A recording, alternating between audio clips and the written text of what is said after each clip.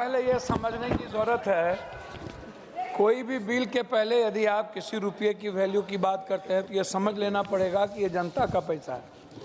यह पैसा ना तो कोई संस्था का है, ना सरकार का है, ना किसी व्यवस्था का है, और हम इसको समझते नहीं। और सरकार कहती है इस बिल में कि हम पर भरोसा कीजिए, हम महत्वपूर्ण बातें स्वयं तय कर लेंगे।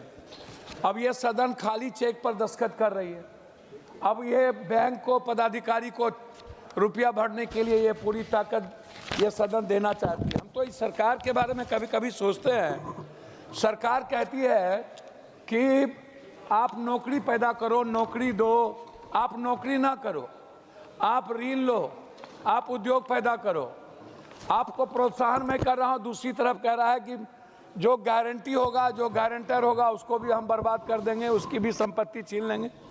ये दो तरह के नियम हमको समझ में नहीं आता है। गारंटर को भी हम बर्बाद कर देंगे, उसकी भी सारी चीज़ें छीन लेंगे। ये एक पहलू के बारे में हमको समझ में कभी नहीं आया।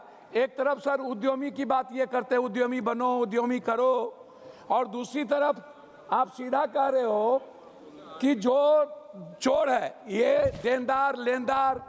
भैया, हम अभी युद्ध हो रहा है, रास्ते में हमको समुद्र में मेरा जहाज फंस गया और हम दिवालियापन में हो गए, तब भी हम चोर हो गए। तब आप उस प्रोसेस को, थॉट को नहीं देखोगे कि हम किस कारण से हमारा दिवालियापन हुआ। आप उस पर कोई प्रोसेस नहीं करते हो। दूसरी तरफ हमको एक बात बहुत आश्चर्य हुआ कि अध्यक्ष महोदय यह बिल क्या कहती है। यह कहती है मोदी जी जैसे विश्व गुरु हैं, हम मोदी जी पर भरोसा करना चाहिए, लेकिन क्या मोदी जी हमारी पॉलिसी यूके और यूएस में भी लागू होगी? क्या यूएस और यूके बिना पॉलिसी चेंज किए हुए हम उसकी संपत्ति को ले लेंगे, हम वहां जाकर के उसको अरेस्ट कर लेंगे, हम उसको ले आएंगे? आप ट्रिब्यूनल कोऑर्डिनेटर की बात करते हो। हमको कभी आश्चर्य होता है कि ट्रिब्यूनल कोऑर्डिनेटर की बात में, नोटबंदी के समय अध्यक्ष जी हमको याद है बैंक ने क्या किया, बैंक मैनेजर ने क्या किया, सोना चांदी वाले ने क्या किया। सारा सबसे ज्यादा बैंक मैनेजर अरबपति खरबपति हो गया। सारा कोई पॉलिसी नहीं है हम लोगों के पास। नोटबंदी को आप उठा करके देखिए। दूसरी तरफ एमएसएमई, ऐसी इस तरह की स्थिति होगी। कोरोना के समय में क्या हुआ, छोटे छोटे सारे उद्योग बंद हो गए और 2-4 व्यक्ति दुनिया का सबसे बड़ा अरबपति खरबपति हो गया। कई नेता अरबपति खरबपति हो गए, हम सप्लायर बर्बाद हो गए। तो अध्यक्ष जी, जिस बिल के बारे में आप कहते हो कोर्ट न्याय करेगा, कोर्ट कब न्याय किया?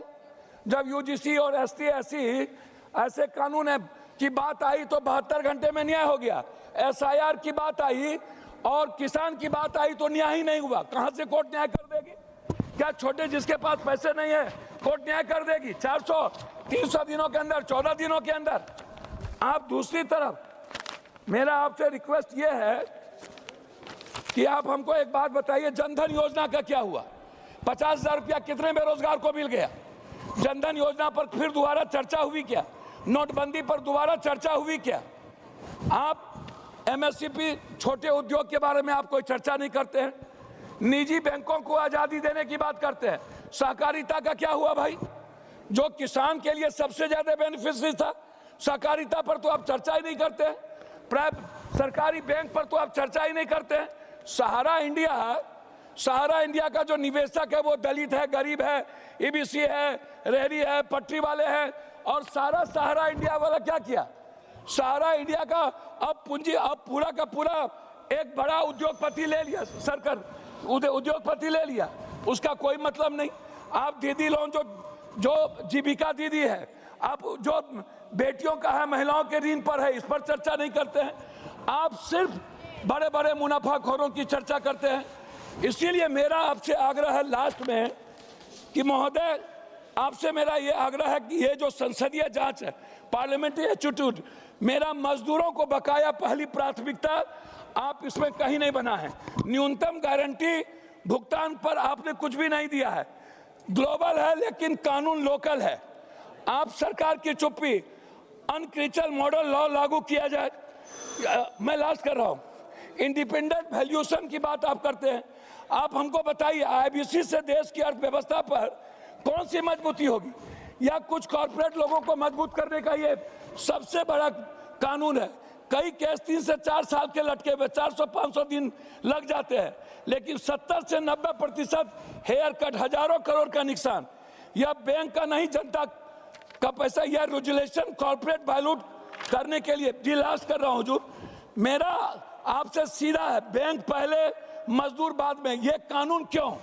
इस पर मैं आपसे जानना चाहता हूं। एमईसी के लिए अलग ढांचा, जेन्युइन प्रोमोटर्स को मौका क्यों नहीं आप देने का कोई कानून और प्रावधान नहीं है?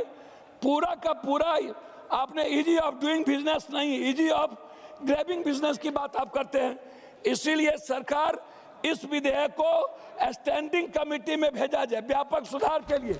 इसको खाली चेक ना बनाया जाए और व्यापारी और उद्योगपतियों के लिए, बड़े मुनाफाखोरों के लिए इस कानून को प्रोटेक्ट ना किया जाए और बैंक को आज़ादी ना दिया जाए। ये मेरा आपसे आग्रह है। बहुत बहुत धन्यवाद।